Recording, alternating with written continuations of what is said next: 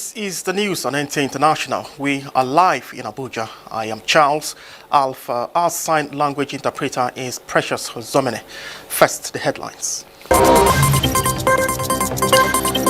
President Tinubu sues for peaceful governorship election in Imo, Bayelsa, and Kogi State. Senate passes 2023 supplementary appropriation bill of 2.176 trillion naira. United States extension program on free duty for sub-Saharan African countries. The U.S. market takes center stage. Opens in South Africa.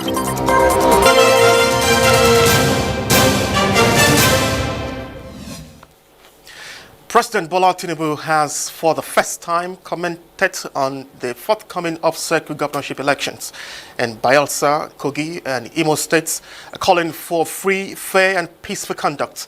The president sued for peace when he presented flags to governorship candidates on the platform of APC ahead of the November 11 elections in the mentioned states. Governor Hope Uzodinma of Imo State is running for a second term, while Usman Ododo is contesting to replace Governor Yahaya Bello in Kogi State. Timi Silva also has opportunity to aim the #1 seat in Bayelsa State after his first spell that was truncated in 2008. The candidates, in company of the National Working Committee of the party, led by the national chairman, Abdullahi Ganduje, believe they are popular in their respective states and sure of victory. That APC is the party to beat in these 3 states. We are very excited about it. We are still working because it's still work in progress. And to the glory of God and by His grace, we'll be successful in these elections. We did not stop campaigning. We decided to still do our village-to-village campaign, house-to-house campaign. And today, even the PDP is aware that in a fair contest, they can never win that election. APC in Kogi State doesn't have any opposition. They are no match. What we are just waiting for is the day for us to announce our victory. They know that. The 3 states of Bayelsa, Kogi, and Imo are due for the off-circuit elections on November 11. Now, the Nigerian police force and other security agencies are well prepared for the governorship election in Imo, Kogi, and Bayelsa. Inspector General of Police Kayode Egbetokun told journalists at the end of the Senior Officers Conference in Owerri.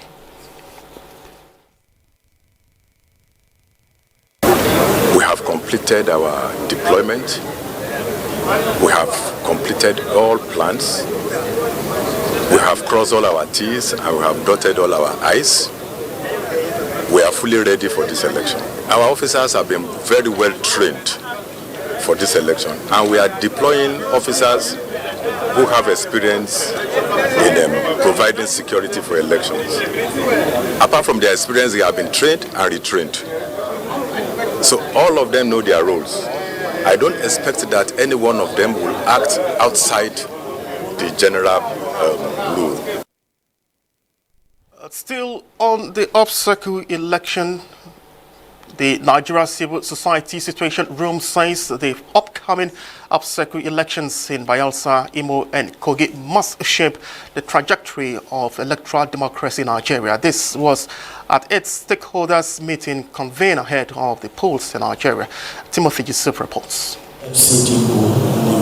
This stakeholders convening is coming ahead of the November 11th governorship elections in Imo, Bayelsa, and Kogi states. An appeal to eligible voters never to submit themselves to be used by desperate politicians for electoral manipulations dominated discussion here.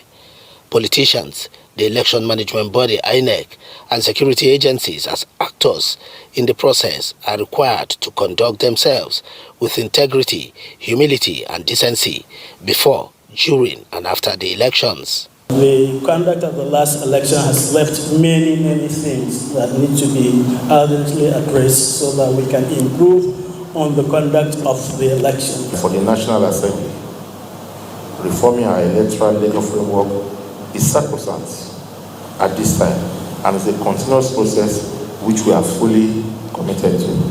Meanwhile, some concerned civil society groups at a media briefing in Abuja are urging relevant authorities to caution desperate politicians blackmailing Nigerian security agencies for selfish gains, saying some political parties and their governorship candidates in Kogi State should be particularly called to order. We caution politicians not to obstruct security agencies in the performance of their constitutional assignment of checkmating criminal activities in the state, especially as election approaches. The coalition is confident of a peaceful election, but that the security agencies must up their game to contain any threat to the democratic gains achieved so far. Timothy Yusuf, NTA News. Away now from the off-circuit election, Senate has passed the 2023 Supplementary Appropriation Bill of 2.176 trillion naira as requested by the federal government. The bill was passed following the consideration and adoption of the harmonized report submitted by the Senate Committee on Appropriations. The supplementary budget is to provide funds for critical needs such as additional palliatives, enhanced cash transfer to vulnerable, additional funds for defense expenditure as well as infrastructure. Total statutory transfer as recommended. Part B, total recurrent non-debt expenditure as recommended. Part C, total capital expenditure as recommended. Aggregate expenditure as recommended. Senate also confirmed remaining 3 resident electoral commissioners nominees for INEC. Now, the extension of the U.S. program allowing sub-Saharan African countries duty-free access to U.S. markets is expected to be high on the agenda of the U.S.-Africa Growth and Opportunity Act's trade forum that is underway in South Africa. Officials including U.S. Trade Representative Ambassador Catherine Tai and Deputy Assistant Secretary of State for African Affairs Joy Basu are expected to meet African leaders and officials in Johannesburg over the next 3 days to discuss, among other things, the possible extension of the conference and ways to improve its benefits for African nations. Over now to Uche Ugochukwu for details.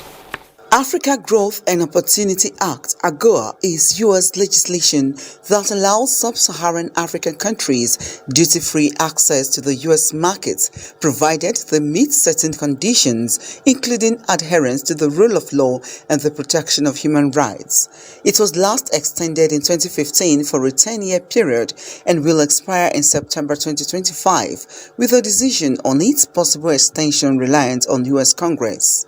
South Africa is one of the biggest beneficiaries of AGOA, with exports to the U.S. through the Act estimated at $3 billion in 2022. This is the third time the AGOA Forum has been hosted in Southern Africa after Zambia in 2011 and Mauritius in 2003. More than 30 countries currently benefit from duty-free access to the U.S. market, especially for the agriculture and manufacturing industries. South Africa also exports about 10 billion rand worth of wine every year to more than 125 countries worldwide, with the U.S. being one of the highest value-generating destinations. These are among industries that hope the pact will continue to give them an edge on competitive pricing and a better return on investment. Though the flagship program remains popular, there are some concerns it is still underutilized. Delegates are expected to use this avenue to find ways to boost the region's industrial development. Uche Ugochukwu, NTA News. The Second African Natural Resources and Energy Investment Summit, organized by the Ministry of Solid Minerals Development and partners, has ended in Abuja with far-reaching decisions on bridging infrastructural gap and power generation. That forum also deliberated on harnessing the renewable energy resources that abound in Nigeria and Africa. After 3 days of intensive knowledge sharing on the abundant mineral resources found in Nigeria and Africa, organizers are going home happy that after fruitful deliberations, commitments made to a just energy transition using available mineral deposits will begin to manifest and address energy access deficit in Nigeria. We have seen industry expert captains of industries speak, providing solutions to the challenges. Optimism is incredible, the will to action is incredible, and we've seen some incredible collaboration. While there is still work to be done, the commitment to improving power sector is evident. At the climax of the event, energy experts x-rayed barriers to full electrification while offering solutions, taking into cognizance infrastructural gaps, need to encourage public-private partnership and provide full and universal electrification for all. We need to have what I call policy consistency in the country, where investors need to start to have confidence in our documentation. The cost of financing in Nigeria and possibly using Pakistan as another example is still extremely high. There is a need from an electrification standpoint to have a robust electrification plan. Efforts have been made on this. Players here are hopeful that this Second African Natural Resources and Energy Investment Summit will complement government's resolve to revamp the solid mineral sector in Nigeria. The damaged Fukushima nuclear plant in Japan contains radioactive treated wastewater, which Japan releases into the Pacific Ocean in phases. Khalid Mohammed reports that the recent release is the third phase of the exercise. 12 years after a nuclear meltdown, the Fukushima nuclear plant has been used to release what Japan describes as treated radioactive wastewater into the Pacific Ocean. This has consistently been frowned at by Japan's neighbors as it is suspected to affect blue economy around the Pacific. The United Nations Atomic Regulator says the water will have negligible radiological impact on people and atmosphere, even though China has slammed a ban on Japanese seafoods, causing protests in Japan and South Korea. An earthquake, followed by a tsunami in 2011, wrecked the nuclear plant, destroying its cooling system and causing reactor cores to overheat and contaminate water within the facility with highly radioactive material. Japan says it needs the land occupied by the tanks to build new facilities to safely decommission the plant. Japan has also raised concerns about the consequences if the tanks were to collapse in a natural disaster. Khalid Mohammed, NTA News. Elsewhere, Uruguay's Foreign Minister Francisco Bustillo has resigned following a leaked audio message allegedly from him. Khalid Mohammed again reports that he said he submitted his resignation to dispel polarization of the issue by enemies of the state. Francisco Bustillo said, as a figure of authority, he might exert undue influence over third parties protected by the privileges of his position. He resigned after audios were revealed in which he appeared to have called on former Deputy Foreign Minister Carolina Archie to not hand over her phone to investigators. According to the audios, Bustillo was trying to make sure investigators will not see conversations he had with another official relating to the granting of a passport to Sebastian Masset while he was detained in Dubai in 2021. The official had warned Masset was a dangerous drug trafficker. Archie, who resigned last year, testified before prosecutors earlier as part of an investigation into Masset's passport case. Following the release of the audios, leaders of the opposition called on President Luis Lacalle, who is in the United States, to dismiss several top officials of his government, including Bustillo and Interior Minister Luis Alberto Heber. Khalid Mohammed, NTA News. Well, this is the news on NTA International. We will take a quick break now. Please stay with us for more reports. just strengthened my resolve to do more. A challenge of this nature and a future of this nature is more work and more hard work, more dedication. It just appeals to the sense of patriotism of Nigeria to have a change of mindset. Let us be positive about our country, be ready to contribute in all ways possible. There's no promise of El Dorado from day one. We're all in this boat of diversity, a member of the same family, living in the same house, but staying in different rooms. And it is important that we recognize that we have no other country but this one. Thank you for staying with us. The technical committee to work out modalities for Nigeria's participation at COP28 in the United Arab Emirates has been constituted by the Minister of Environment, Balarabe Abbas Lawal. This is just as the European Union delegation led by its ambassador to Nigeria and ECOWAS, Samuel Yusopi, pledged support to Nigeria on its way to the global event in Dubai. The Minister, Balarabe Abbas Lawal, upon inauguration of the technical committee for the COP28 scheduled to take place later this month in Dubai, tasked members with the responsibility of preparing a national statement for Nigeria at the climate summit.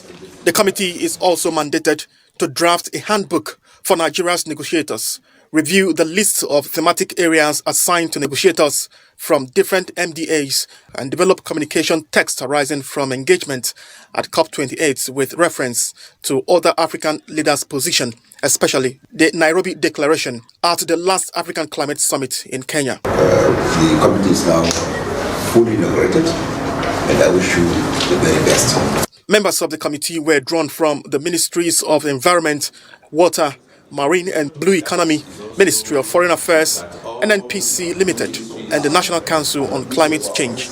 Preparations for the global event received a boost as the Minister, Balarabe, received delegation of the European Union led by Samuel Yusopi, the European Union ambassador to Nigeria and ECOWAS, where several important areas of collaboration were explored, including support for Nigeria for the upcoming COP28.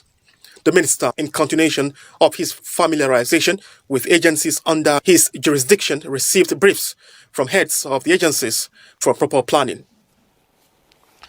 Now, the House of Representatives has passed for second reading a bill for an act to establish Nigerian Non-Oil and Gas Content Development Council to provide for programs and structure for the use of Nigerian expertise and made in Nigeria goods and services to those sectors.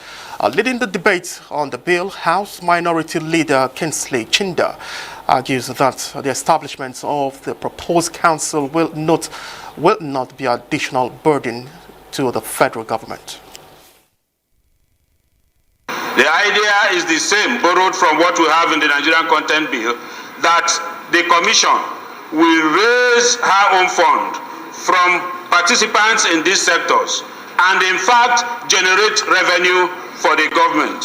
From my experience in the oil and gas sector, I don't think that we should go through that route again to wait until we are properly exploited by foreigners in other sectors outside oil and gas before we start talking about local content.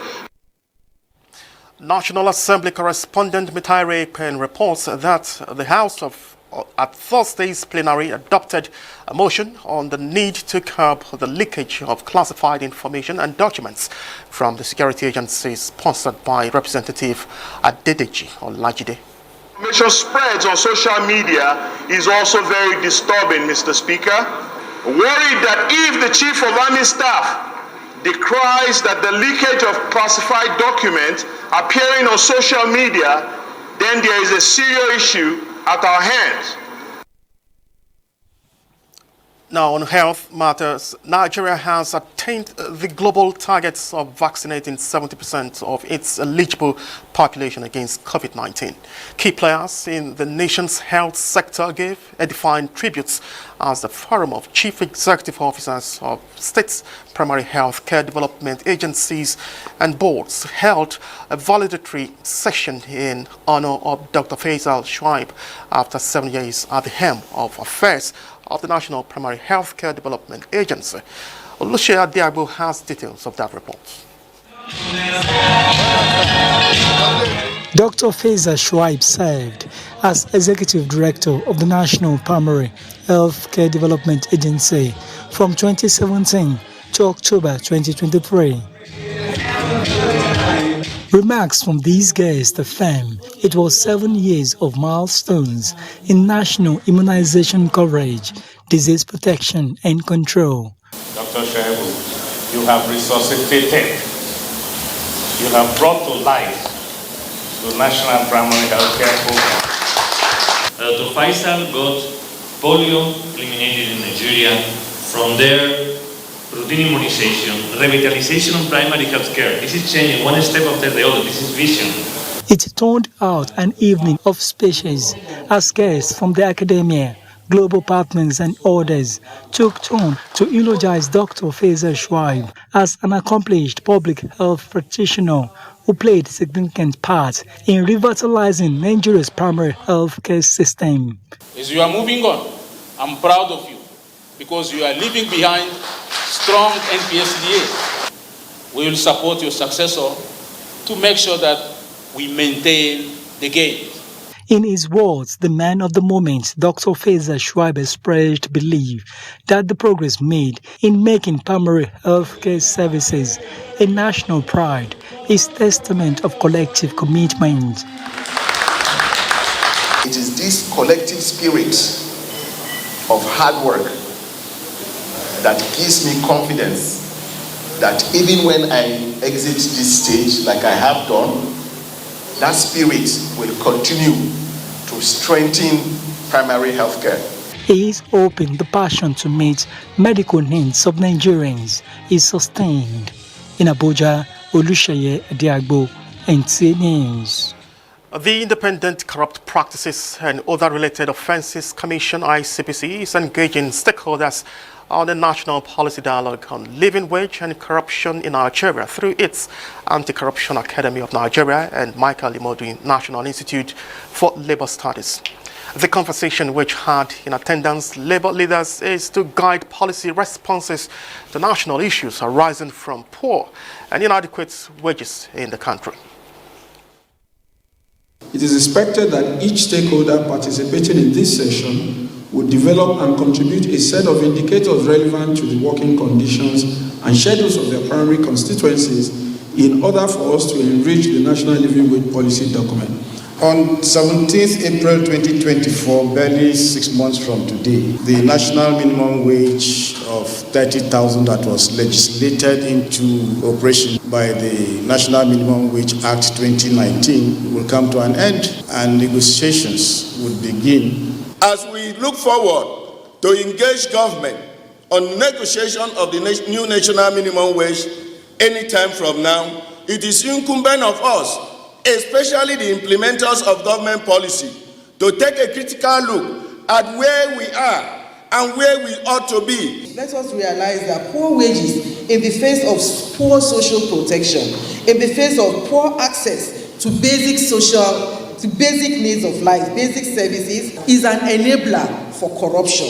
This dialogue will ultimately provide a veritable platform for experience sharing that will significantly assist the government in curbing the negative impacts of the monster known as corruption in Nigeria. There was once in Nigeria in which once you have a job, it's a race out of poverty, because your pay can take you home, can address all those basic needs of the worker. Corruption festers in Nigeria partly because people don't earn enough and they need to cut corners to meet their needs for transportation, for paying school fees for their children, for feeding, for paying house rent. Once that is taken care of, which a living wage guarantees, we are likely to have tackled headlong. ICPC's research into the issue of inadequate wages in Nigeria revealed that while there have been several minimum wage policies since 1981, little or no attention has been paid to actual living wages for workers, especially public servants. Now, inspiring women to explore their innate potential for leadership and economic growth requires deliberate efforts by stakeholders to prioritize women empowerment. This was the dominant theme at a program for women tagged Ladies Domain, an empowerment initiative in Abuja, where participants were exposed to new opportunities, networking, and unplugging stress hacks, and giving them the right tools and knowledge to excel and realize their potential. Section which is giving back to the community where we do business. That is the outreach. The lesser women, we give them aid. We train them, like recently, about less than 2 months ago, we trained about 12 orphans and 18 widows on Masters of Business in the Street, a course from USA. That certificate came from US. We trained them on business, teaching them the basic principles of business. We decided to unveil it officially so that we will announce it to the whole world and people around the environment that this initiative has come to actually, bring women together, let them realize themselves, empower them, where we can connect, share initiatives together and see how we can be ourselves, able to become phenomenal, able to be productive.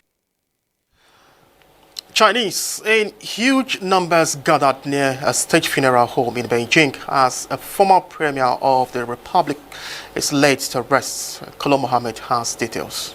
Chinese mourners in their hundreds gathered in Beijing on Thursday for state funeral for former second-ranking leader Li Keqiang. A long stream of mourners assembled to show their final respect at the ex-premier's childhood home in central China. Li was extolled as an excellent Communist Party member, a time-tested loyal communist soldier, and an outstanding proletarian revolutionist, statesman, and leader of the party and state. An advocate of private business who promised market-oriented reforms and helped navigate the world's second-largest economy through challenges such as rising tensions with the United States of America and the COVID-19 pandemic. He was left with little authority after Xi made himself the most powerful Chinese leader in decades by eliminating presidential term limits and tightening control over the economy and society.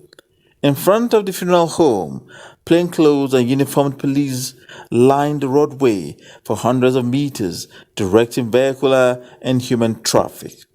Kolo Mohammed, NTA News. Let's now see what the weather will look like Friday in Nigeria and other parts of the world.